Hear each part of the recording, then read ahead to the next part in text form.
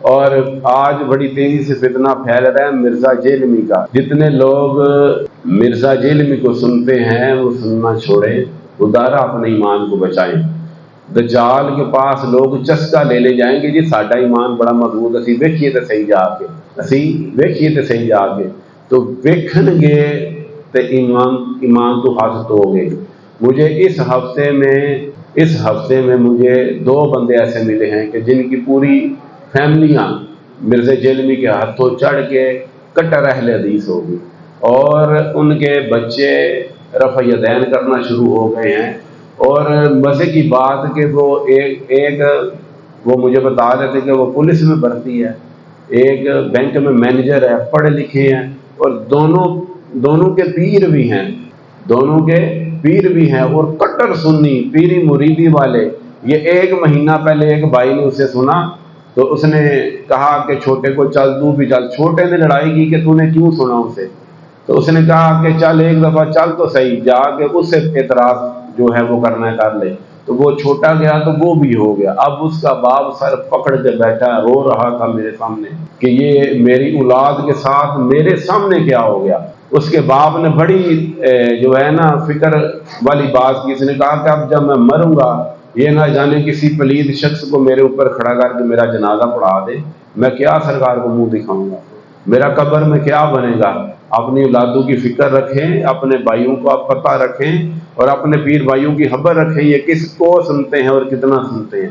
اس لیے چسکا لینے کے لیے بھی اس حدیث کا کلپ سننا ہی نہیں، کیونکہ فتنہ جو شخص بھی ایمان مضبوط ہو، اس کا ارادہ مضبوط ہو، اس کا اور سیکھنے کی نیت ہو، مگر فتنے کا کام ہے کہ فوراً دل میں گھس جائے۔ خیر آہستہ آہستہ آتی ہے، شر فوراً آتی ہے، شر فوراً اپنا سر دکھاتا ہے۔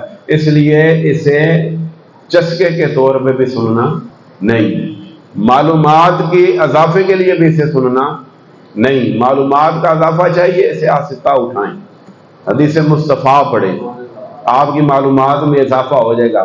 مرزا جیلمی کا ٹوٹل بائیکاٹ کریں، سوشل بائیکاٹ رکھیں۔ آپ نے بالکل نہیں، یہ خطرے کی گھنٹی تھی میرے لیے کہ جب 2 پکے مرید کسی پیر کے کہ جناب علی ساری زندگی سنی رہے اور پڑھے لکھے، اور صرف 1 مہینے میں اس کے ہتھے چڑھ کے کٹر اہل حدیث بن گئے۔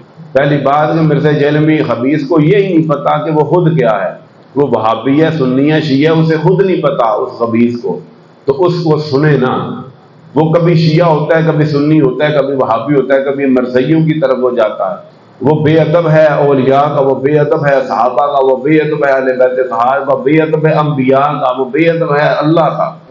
ایسے شخص کو سننا جناب علی کیسے ممکن ہے کہ جناب علی یہ وہی بات ہے کہ جس سب کو پتا ہو کہ یہ سود دیتا ہے، سود لیتا ہے اور شراب کا کاروبار کرتا ہے، اس کے پاس جاؤ وہ شراب پی رہا ہو، شراب پلا رہا ہو، اور ساتھ تلقین کرے کہ بھائی نماز ضرور پڑھے آ جائے، نماز ضرور پڑھے آ جائے۔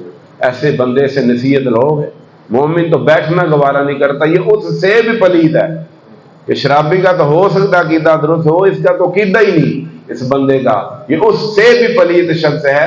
یہ اس دور کا فتنہ ہے مرزا جیلمی، جسے محمد علی مرزا آپ کہتے ہیں، جیلم والا، سوشل میڈیا پر وائرل، نوجوان اسے سنتے بہکتے ہیں۔